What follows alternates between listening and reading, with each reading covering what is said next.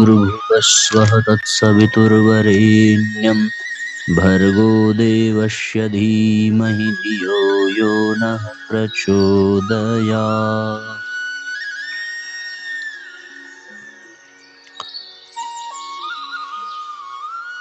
ॐ सद्गुरुचरणकमलेभ्यो नमः।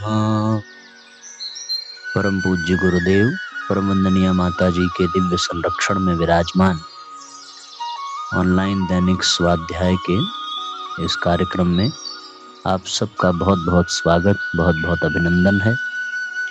आज पर्यावरण दिवस भी है और उससे संबंधित स्वाध्याय हम लोग करेंगे अखंड ज्योति पत्रिका के अध्याय से। पहला अध्याय है प्रकृतिगत जीवन का रहस्य। अधिक से अधिक लोगों तक आप ये लिंक शेयर करें जिससे कि सबको स्वाध्याय का दिव्य लाभ प्राप्त हो सके और सब लोग अपने प्रकृति, अपने पर्यावरण के प्रति जागरूक हो सकें। प्रकृतिगत जीवन का रहस्य इस विषय में श्रीमद् भगवत गीता के प्रथम अध्याय के 39वें श्लोक में अर्जुन भगवान श्री कृष्ण से पूछते हैं, कथम न ज्ञेयं स्माभिः पापादस्मान् निवर्तितुं कुलक्षयकृतं दोषं प्रपश्यद्भिर्जनार्दन। इस श्लोक में ज्ञेयम अर्जुन की मुख्य चिंता है। वे सही कदम उठाने में असमर्थ क्यों हैं, जबकि वे जानते हैं कि वास्तविकता क्या है या इससे भी ज्यादा कि सही क्या है। अर्जुन उस लोभ के बढ़ते प्रभाव के प्रति चिंता व्यक्त करते हैं जिसने उनके स्वजनों को इतना अंधा बना दिया है कि वे अनुचित भी नहीं देख सकते। यह तथ्य पुनः अर्जुन की निश्चल दृष्टि प्रस्तुत करता है। इस श्लोक का स्वर इस बात का द्योतक है कि वह वास्तविक विनाश को उतना महत्व नहीं देता जितना उस दोष को जो विनाश से उत्पन्न होगा, परंतु अपनी दृष्टि की निश्चलता और पवित्रता के बावजूद अर्जुन वध करने के इस पाप से उस सत्य मार्ग को पहचानने में विफल हो जाते हैं जो उसकी प्रतीक्षा में है। वे भगवान से ज्ञान का प्रकाश प्राप्त करने की ओर उन्मुख होते हैं। जीवन में ऐसे क्षणों में व्यक्ति ईश्वर के चरणों में गिरता है। ऐसे क्षण जब वह देखना चाहता है किंतु देख नहीं पाता, जब वह कर्म करना चाहता है किंतु कर्म करने में असमर्थ रहता है। जब हम प्रकृति की यंत्र रचना का अनुसंधान करते हैं तो हमारे सामने यह तथ्य स्पष्ट होता है कि विश्व ब्रह्मांड की प्रत्येक रचना प्रत्येक दूसरी रचना के साथ प्रत्यक्ष रूप से संबद्ध है। प्रत्येक वस्तु अनवरत दूसरी चीज से प्रभावित हो रही है। सागर की कोई भी लहर अपने में स्वतंत्र नहीं है। निश्चित रूप से उसकी अपनी पृथक सत्ता है। प्रत्येक लहर का अपना मार्ग है जिसका वह अनुकरण करती है, किंतु यह मार्ग प्रत्येक दूसरी लहर के मार्ग पर निर्भर है। किसी भी व्यक्ति का जीवन इस विश्व ब्रह्मांडीय जीवन के सागर की एक लहर है। इस सागर की प्रत्येक लहर दूसरी लहर के मार्ग को प्रभावित करती है। निश्चित रूप से मनुष्य भाग्य का, अपने भाग्य का स्वामी है। वह ईश्वर के सबसे बड़े उपहार स्वतंत्र इच्छा का धनी है। इस इच्छा के कारण उसे कोई कर्म करने की पूर्ण स्वतंत्रता रहती है, किंतु इस कर्म का परिणाम भी उसे भुगतना पड़ता है। प्रतिक्रिया सदैव क्रिया के बराबर होती है। जब लोग सही आचरण करते हैं तब स्वाभाविक रूप से उसी प्रकार का वातावरण भी उत्पन्न होता है, और जब ऐसे प्रभाव की प्रधानता हो जाती है तो व्यक्ति की प्रवृत्तियां भी इससे प्रभावित होती हैं। यदि पवित्रता और दिव्यता के वातावरण में कोई व्यक्ति उचित मार्ग का अनुकरण करता है तो आसपास का अदृश्य सात्विक प्रभाव उसकी रक्षा करता है।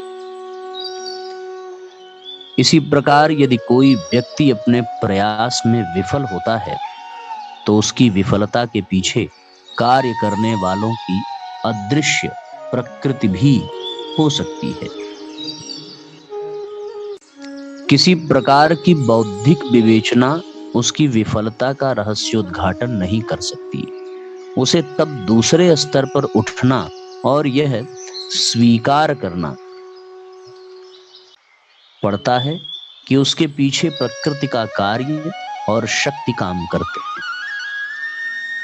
उसे प्रकृति के नियमों और उन सब में अंतर्निहित सृष्टि के संविधान को समझना पड़ता है। जीवन जब प्रकृति में होता है तो हमें प्रकृतिगत जीवन जीना पड़ता है। इसमें परिस्थिति और प्रारब्ध का महत्वपूर्ण योगदान होता है। हमें सतत सत्कर्म करते रहना चाहिए, परिणाम तो प्रकृति अंततः प्रदान कर ही देती है। इस प्रकार का जीवन ही व्यक्ति को शांति, तृप्ति, संतोष और उत्कृष्टता प्रदान करता है। आप साथियों देख सकते हैं, समझ सकते हैं, इस अध्याय में अर्जुन का उदाहरण देते हुए यहाँ रखा गया है कि हर एक घटक दूसरे घटक से जुड़ा हुआ है। यद्यपि व्यक्ति की स्वतंत्र इच्छा शक्ति है, जो जैसा करेगा उसे वैसा ही भरना पड़ता है, और जो जैसा आचरण करता है वो स्वाभाविक रूप से वैसा वातावरण भी उत्पन्न कर लेता है। इसलिए प्रभाव की प्रधानता के कारण वैसा स्थिति परिस्थिति भी बन जाती है। तो यदि हमें पवित्र और दिव्य और आध्यात्मिक वातावरण में रहना है तो हमें उचित मार्ग का अनुकरण करना पड़ेगा। यदि कोई व्यक्ति अपने प्रयास में बार बार विफल हो रहा है तो उसके पीछे कार्य करने वाली अदृश्य प्रकृति भी हो सकती है, ऐसा यहाँ पर लिखा गया है। हम प्रकृति के नियमों और उसमें अंतर्निहित सृष्टि के संविधान को समझने का प्रयत्न करें। तभी जब हमारा जीवन प्रकृतिगत होगा तो निश्चित रूप से हमारे जीवन में सुख, शांति और आनंद होगा। एक छोटी सी कहानी है कि सम्राट अशोक मृत्युशैया पर थे। अपनी समस्त संपदा दान देने के बाद भी उनके मन में एक असंतोष का भाव बना था। भगवान बुद्ध के आह्वान पर उन्होंने करोड़ों मुद्राएं दान देने का संकल्प लिया था, परंतु संकल्प पूर्ण होने से पूर्व ही वे रुग्ण होकर क्षुब्ध रहने लगे। उन्हें ये समझ नहीं आ रहा था कि ऐसा क्या करें जिससे अंतर मन में तृप्त और संतोष का भाव आ सके। राजकोष का धन भी धीरे धीरे क्षीण हो रहा था। संकल्प पूर्ति हेतु सम्राट अशोक ने निजी वस्तुएं भी दान देनी प्रारंभ कर दी। एक दिन उनके पास संघ से एक भिक्षु आया। उस दिन सम्राट अशोक के पास दान देने हेतु कोई निज की वस्तु भी न थी। क्षुब्ध हृदय से उन्होंने पास रखा आंवला उठाया और उसे भिक्षु को दे दिया। उससे बोले, बंधु, अब मेरे पास दान देने को ज्यादा कुछ शेष नहीं है। राजकोष पर सम्राट होने के नाते जितना मेरा अधिकार था उसका उपयोग करते हुए दान दे चुका हूँ। इसी फल को स्वीकार कर। भिक्षु ने आंवले का चूर्ण बनाकर प्रसाद में मिलाया और वह प्रसाद संघ के समस्त भिक्षुओं को बंट गया। हजारों भिक्षुओं की तृप्ति का समाचार सम्राट अशोक को मिला। उसे सुनकर उनके अंतर मन में तृप्ति का वह भाव जागा जो उन्हें सहस्त्रों स्वर्ण मुद्राएं दान देकर भी नहीं प्राप्त हुआ था। उन्हें अनुभव हुआ कि दिए गए दान का संतोष उसमें निहित परिस्थितियों के आधार पर मिलता है, न कि उसकी विशालता के आधार पर। आप देख सकते हैं कि यहाँ इस कहानी का एक बड़ा अच्छा सार तत्व है साथियों। कौन कितना दान कर रहा है ये महत्वपूर्ण नहीं है, किस परिस्थिति में कर रहा है, किस भाव से कर रहा है, किस उद्देश्य से कर रहा है, ये अत्यंत महत्वपूर्ण है। कोई बहुत अमीर आदमी अगर 5 करोड़ रुपए भी दान कर दे तो वो उतना संतोषजनक नहीं होगा जितना कि किसान खेत में मेहनत करने वाला 50 रुपए भी किसी जरूरतमंद को प्रदान करे तो वो 50 रुपए का दान 5 करोड़ के दान पर भारी पड़ेगा। इसलिए देश काल परिस्थिति के अनुसार उच्च भावनाओं के साथ उत्कृष्ट उद्देश्य के साथ जब हम दान करते हैं तो वो दान हमें तृप्ति प्रदान करता है, संतोष प्रदान करता है। ये इस कहानी का सार है। अगला अध्याय है वृक्षों में जीवन। आज हम पहले इस अध्याय को पढ़ें क्योंकि ये अध्याय आज पर्यावरण दिवस में बड़ा ही सारगर्भित, बहुत समीचीन है। आज पर्यावरण दिवस 5 जून और आपके लिए वृक्षों में जीवन है ये अध्याय। वैदिक काल से ही भारतवर्ष में प्रकृति के निरीक्षण, परीक्षण एवं विश्लेषण में प्रवृत्ति रही है। इसी प्रक्रिया में वनस्पति जगत का भी विश्लेषण किया गया। प्राचीन वाङ्मय में इसके अनेक संदर्भ ज्ञात होते हैं। अथर्ववेद में पौधों को आकृति तथा अन्य लक्षणों के आधार पर 7 उपविभागों में बांटा गया है। वृक्ष, तृण, औषधि, गुल्म, लता, अवतान, वनस्पति। आगे चलकर महाभारत, विष्णु पुराण, मत्स्य पुराण, शुक्र नीति, बृहत संहिता, पराशर, चरक, सुश्रुत, उदयन आदि द्वारा वनस्पति, उसकी उत्पत्ति, उसके अंग, क्रिया, उनके विभिन्न प्रकार, उपयोग आदि का विस्तार से वर्णन किया गया है, जिसके कुछ उदाहरण हम निम्न संदर्भों में देख सकते हैं। पौधे जड़ नहीं होते, अपितु उनमें जीवन होता है। वे चेतन जीवन की तरह सर्दी गर्मी के प्रति संवेदनशील रहते हैं। उन्हें भी हर्ष और शोक होता है। वे मूल से पानी पीते हैं, उन्हें भी रोग होता है। ऐसे अनेक तथ्य हजारों वर्ष से हमारे यहाँ ज्ञात थे तथा अनेक ग्रंथों में इनका उल्लेख भी मिलता है। महाभारत के शांति पर्व के 184वें अध्याय में महर्षि भरद्वाज व भृगु का संवाद है। उसमें महर्षि भरद्वाज पूछते हैं कि वृक्ष चूंकि न देखते हैं, न सुनते हैं, न गंध व रस का अनुभव करते हैं, न ही उन्हें स्पर्श का ज्ञान होता है, फिर वे पंच भौतिक व चेतन कैसे हैं? इसका उत्तर देते हुए महर्षि भृगु कहते हैं, हे मुने, यद्यपि वृक्ष ठोस जान पड़ते हैं तो भी उनमें आकाश है, इसमें संशय नहीं। इसी में इनमें नित्य प्रतिफल फूल आदि की उत्पत्ति संभव है।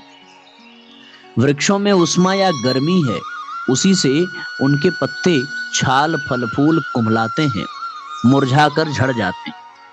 इससे उनमें स्पर्श ज्ञान का होना भी सिद्ध है। यह भी देखा जाता है कि वायु, अग्नि, बिजली की कड़क आदि होने पर वृक्षों के फल फूल झड़कर गिर जाते हैं। इससे सिद्ध होता है कि वे सुनते भी हैं। लता वृक्ष को चारों ओर से लपेट लेती है और उसके ऊपरी भाग तक चढ़ जाती है। बिना देखे किसी को अपना मार्ग नहीं मिल सकता। अतः इससे सिद्ध है कि वृक्ष देखते भी हैं। पवित्र और अपवित्र गंध से तथा नाना प्रकार के धूपों की गंध से वृक्ष निरोग होकर फूलने लगते हैं। इससे सिद्ध होता है कि वृक्ष सूंघते भी हैं। वृक्ष अपनी जड़ से जल पीते हैं और कोई रोग होने पर जड़ में औषधि डालकर उनकी चिकित्सा भी की जाती है। इससे सिद्ध होता है कि वृक्ष में रसनेंद्रिय भी है। जैसे मनुष्य कमल की नाल मुंह में लगाकर उसके द्वारा ऊपर को जल खींचता है, उसी प्रकार वायु की सहायता से वृक्ष जड़ों द्वारा ऊपर की ओर पानी खींचता है। सुख दुःखयोश्च ग्रहणाच्छिन्नस्य य विरोहणात् जीवम पश्यामि वृक्षाणाम चैतन्यम न विद्यते। वृक्ष कट जाने पर उनमें नया अंकुर उत्पन्न हो जाता है और वे सुख दुख को ग्रहण करते हैं। इससे सिद्ध होता है कि वृक्षों में भी जीवन है, वे अचेतन नहीं हैं। वृक्ष अपनी जड़ से जो जल खींचता है, उसे उसके अंदर रहने वाली वायु और अग्नि पचाती है। आहार का परिपाक होने से वृक्षों में स्निग्धता आती है और वे बढ़ते हैं। इसके अतिरिक्त महर्षि चरक तथा उदयन आचार्य ने भी वृक्षों में चेतना तथा चेतन होने वाली अनुभूतियों के संदर्भ में वर्णन किया है। महर्षि चरक कहते हैं, तच्चेतनावद चेतनंच, अर्थात प्राणियों की भांति उनमें भी चेतना होती है। वे आगे कहते हैं, अत्र सेन्द्रियत्वेन वृक्षादिनामपि चेतनत्वं बोधव्यम, अर्थात वृक्षों में भी इंद्रिय है, अतः इनमें चेतना है, इसको जानना चाहिए। उसी प्रकार उदयन कहते हैं, वृक्षादयः प्रतिनियत भोक्तृयधिष्ठिताः जीवन मरण स्वप्न जागरण रोग भेषज प्रयोग बीज जातीयानुबंध नुकूलोपगम प्रतिकूलापगमादिभ्यः प्रसिद्ध शरीरवत, अर्थात वृक्षों को भी मानव शरीर के समान निम्न अनुभव निश्चित होते हैं। जीवन मरण स्वप्न जागरण रोग औषधि प्रयोग बीज सजातीय अनुबंध अनुकूल वस्तु को स्वीकार करना आदि वे प्रतिकूल वस्तु को अस्वीकार करना। बंगाल के प्रसिद्ध वनस्पति शास्त्री डॉक्टर गिरिजा प्रसन्न मजूमदार ने history of science in India में वनस्पति शास्त्र से संबंधित अध्याय में महामुनि पराशर द्वारा रचित ग्रंथ वृक्ष आयुर्वेद का वर्णन किया है। बंगाल के एन सरकार के पिता, जो आयुर्वेद के प्रसिद्ध विद्वान थे, ने इसकी पांडुलिपि खोजी थी। मजूमदार महोदय ने जब इस प्राचीन ग्रंथ को पढ़ा तो वे आश्चर्यचकित हो गए, क्योंकि उसमें बीज से वृक्ष बनने तक का इतना वैज्ञानिक विश्लेषण था कि वह किसी भी पाठक को अभिभूत कर देगा। उन्होंने इस ग्रंथ का सार अंग्रेजी में अनुदित किया। यह ग्रंथ हजारों वर्ष पूर्व की भारतीय प्रज्ञा की गौरवमयी गाथा कहता है। वे कहते हैं, एक पुस्तक है वृक्ष आयुर्वेद, उसके लेखक थे महामुनि पराशर। इस ग्रंथ में जो वैज्ञानिक विवेचन है वह विस्मयकारी है। इस पुस्तक के 6 भाग हैं: बीजोत्पत्ति कांड, वानस्पत्य कांड, गुल्म कांड, वनस्पति कांड, विरुद्ध वल्ली कांड, चिकित्सा कांड। इस ग्रंथ के प्रथम भाग बीजोत्पत्ति कांड में 8 अध्याय हैं, जिनमें बीज के वृक्ष बनने की गाथा का वैज्ञानिक पद्धति से विवेचन किया गया है। इसका प्रथम अध्याय है बीजोत्पत्ति सूत्राध्याय। इसमें महर्षि पराशर कहते हैं, आपो ही कल्लम भूत्वा यत् पिंडस्थानुकम भवेत् तदेवं व्यूहमानत्वात् बीजत्वमधिगच्छति। पहले पानी जेली जैसे पदार्थ को ग्रहण कर न्यूक्लियस बनता है और फिर वह धीरे धीरे पृथ्वी से ऊर्जा और पोषक तत्व ग्रहण करता है। फिर उसका आदि बीज के रूप में विकास होता है और आगे चलकर कठोर बनकर वृक्ष का रूप धारण करता है। आदि बीज यानी प्रोटोप्लाज्म के बनने की प्रक्रिया है, जिसकी अभिव्यक्ति बीजत्व अधिकरण में दी गई है। दूसरे अध्याय भूमि वर्गाध्याय में पृथ्वी का उल्लेख है। इसमें मिट्टी के प्रकार, गुण आदि का विस्तृत वर्णन है। तीसरा अध्याय वन वर्गाध्याय का है। इसमें 14 प्रकार के वनों का उल्लेख है। चौथा अध्याय वृक्षांग सूत्राध्याय फिजियोलॉजी का है। इसमें प्रकाश संश्लेषण यानी फोटोसिंथेसिस की क्रिया के लिए कहा है। पत्राणि तु वातात परंकानि अभिगृहन्ति। वात कार्बन डाइऑक्साइड, आतप सनलाइट, रंजक क्लोरोफिल। ये स्पष्ट है कि वात carbon dioxide, Surya Prakash, chlorophyll से अपना भोजन वृक्ष बनाते हैं। इसका स्पष्ट वर्णन इस ग्रंथ में है। 5वां पुष्पांग सूत्राध्याय है। इसमें कितने प्रकार के फूल होते हैं, कितने प्रकार के भाग होते हैं, उनका उस आधार पर वर्गीकरण किया गया है। उनमें पराग कहाँ होता है, पुष्पों के हिस्से क्या हैं, आदि का उल्लेख है। फलांग सूत्राध्याय में फलों के प्रकार, फलों के गुण और रोग का वर्गीकरण किया गया है। 7वें वृक्षांग सूत्राध्याय में वृक्ष के अंगों का वर्णन करते हुए पराशर कहते हैं कि पत्रम, पुष्पम, फलम, त्वक, कांडम, सारम, सारसम, निष्कासन, बीजम, प्ररोहम, इन सभी अंगों का परस्पर संबंध है। पत्रम यानी पत्ते, पुष्पम यानी फूल, मूलम यानी जड़, त्वक यानी शिराओं सहित त्वचा, कांडम यानी स्टेम, सारम यानी कठोर तना, सारसम यानी सैप, निष्कासन यानी एक्सक्रेशंस, बीजम यानी बीज, प्ररोहरम माने शूट्स। इन सभी अंगों का संबंध है। 8वें अध्याय में बीज से पेड़ के विकास का वर्णन किया गया है कि बीज के बारे में जो कहा गया है वो बहुत महत्वपूर्ण है। बीज और पत्रों की प्रक्रिया में वे कितनी गहराई में गए, ये तय करना आज के वनस्पति शास्त्र के विद्वानों का दायित्व है।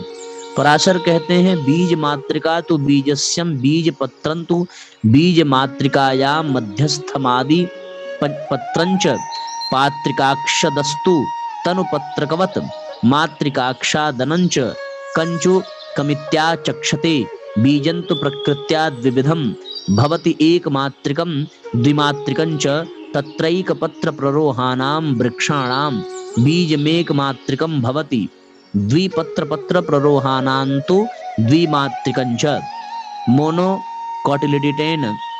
मोनोकॉटिलिडेन और डायकॉटिलिडेन अर्थात एक बीजपत्री और द्विबीजपत्री बीजों का वर्णन है। किस प्रकार बीज धीरे धीरे रस ग्रहण करके बढ़ते हैं और वृक्ष का रूप धारण करते हैं, कौन सा बीज कैसे उगता है, इसके वर्गीकरण के साथ उसमें स्पष्ट वर्णन है।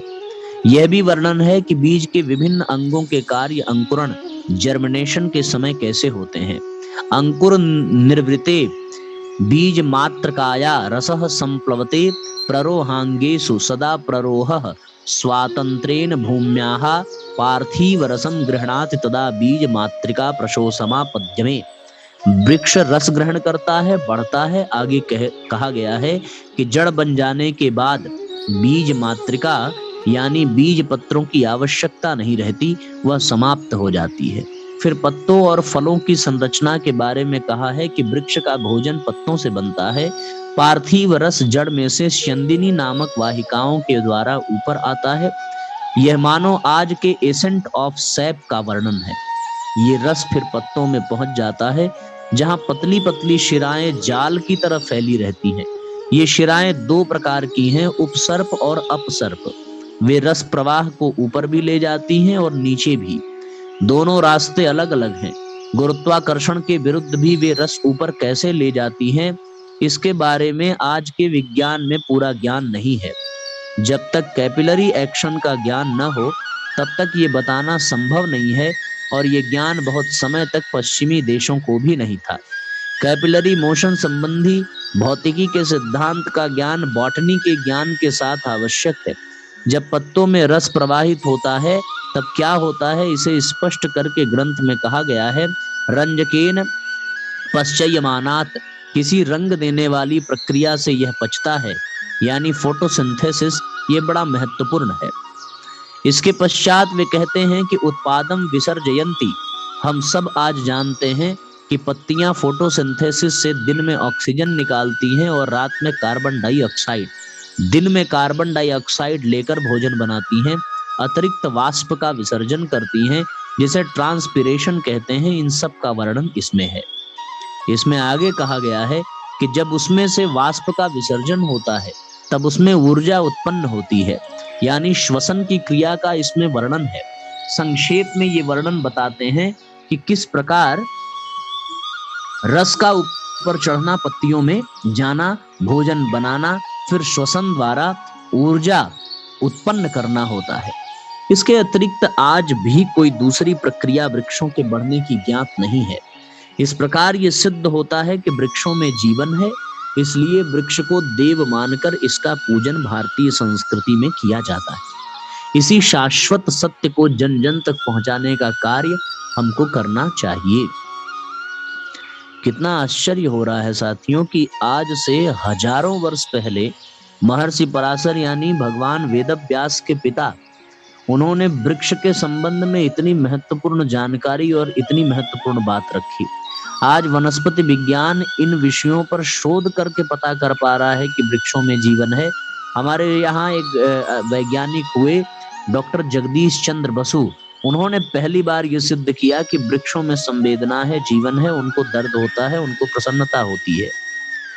पर विचार ये करने वाली बात है कि हजारों वर्ष पहले बिना किसी यंत्र के, बिना किसी उपकरण के यदि ऐसा ग्रंथ लिख दिया गया महर्षि पराशर के द्वारा, जिसमें वृक्ष के ऊपर 8 विशेष अध्याय लिखे गए, 8 कांड लिखे गए, और उन 8 कांड में अनेकानेक अध्याय हैं, जिसमें बीज से लेकर के वृक्ष बनने की पूरी वैज्ञानिक यात्रा उन्होंने लिख दी। ये किसी आश्चर्य से कम नहीं है।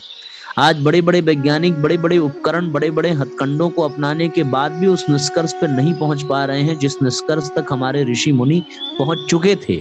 और उन्हीं की कॉपी करके, उन्हीं की नकल करके, उन्हीं के सूत्रों से ये लोग धीरे धीरे आगे बढ़ रहे हैं।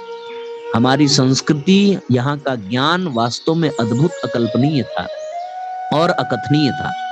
ये अपने आप में बड़ा सौभाग्य है कि हम सब लोग भारतीय संस्कृति के वंशज हैं। और आज हम लोगों ने इस अध्याय से जाना कि भारतीय संस्कृति एक ऐसी संस्कृति है, एक ऐसी सभ्यता है जिसमें वृक्ष के बारे में ज्ञान दिया गया है, वृक्षारोपण के बारे में। अन्य किसी संस्कृति में वृक्षारोपण की कोई चर्चा नहीं, अन्य किसी संस्कृति में पेड़ लगाने के लिए कोई बात ही नहीं लिखी गई। पर हमारे यहाँ विष्णु पुराण, जितने भी ग्रंथ हैं, अलग से स्वतंत्र ग्रंथ हमारे यहाँ वृक्ष के निमित्त लिखा गया है। चाहे वो विष्णु पुराण हो, चाहे वो चरक संहिता हो, चाहे वो बृहत संहिता हो, चाहे मत्स्य पुराण हो, चाहे महाभारत हो, इन सब में विस्तार पूर्वक वर्णन मिलता है कि किस प्रकार से वृक्षों में जीवन है। तो आज पर्यावरण दिवस है, हम सब लोग अपने हाथों एक न एक वृक्ष अवश्य लगावें, ऐसा भाव करेंगे। और इसी भाव के साथ आज के सत्र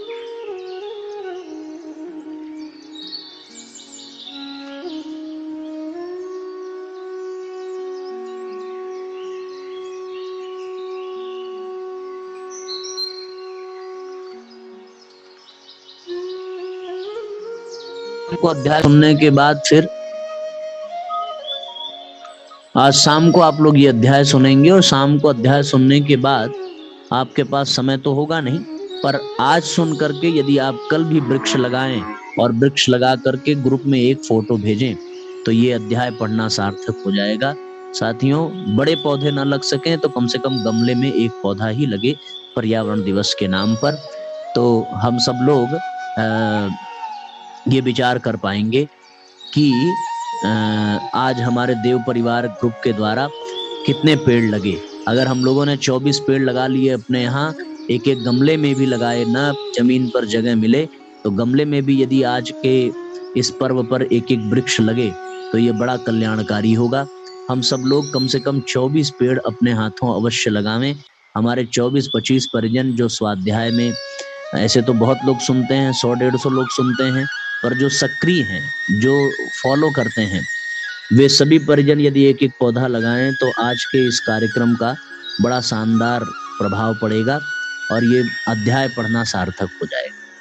ये आप सबसे निवेदन है कि कल आप सवेरे जब उठें तो एक पौधा अवश्य लगावें और उसकी फोटो लेकर के देव परिवार ग्रुप में भेजें, ऐसी आप सबसे प्रार्थना है।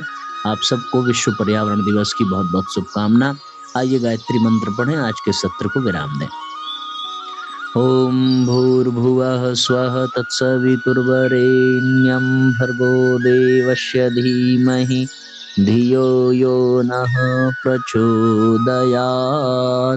सभी आत्मीय बंधुओं को बहुत बहुत प्रणाम, बहुत बहुत धन्यवाद। सबको नमस्कार, सबका मंगल हो। शुभ रात्रि।